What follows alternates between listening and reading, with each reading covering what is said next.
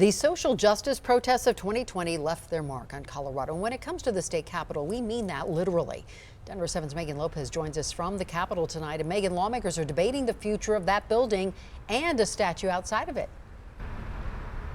That's right, Ann, and it's really a balancing act between preserving history, protecting the building itself, but also making sure that it's accessible to the public.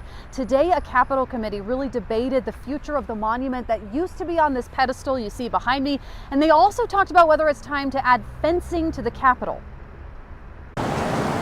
It's field trip day at History Colorado, within the walls of this museum.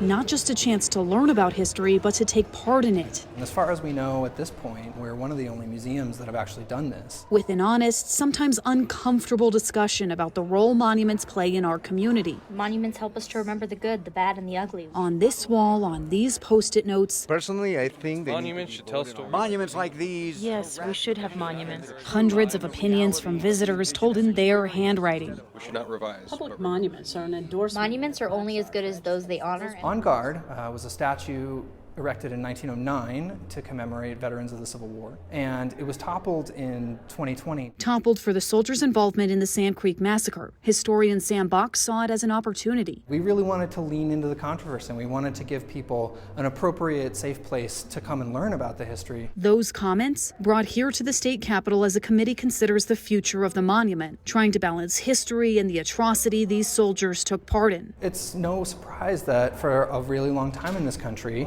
history has been presented from one viewpoint. For now, the monument is being housed at History Colorado. The question is whether it should stay there. A lot of the commentary said, put it in a museum, put it in context. And since Fridays are for field trips, the committee took one of its own, because it's also debating how to protect the state capitol after the same protests that toppled the statue caused millions in damage to the building itself. It was an emotional experience. Those of us who care for the Capitol, there was original glass in this building that was destroyed. The graffiti damage, it was very complex. Different types of paint. Doug Platt from the Department of Personnel Administration says that restoration is still underway. Now state lawmakers are moving closer to adding a fence, a mock-up brought to the Capitol of what could be. But just like the statue, it's a balance. We always refer to the state Capitol as the people's house. We talk about access and we talk about the security and balancing those two elements. The protests of 2020 made history. They change history in a building that's no stranger to it. Now this 128-year-old Capitol could be part of that change.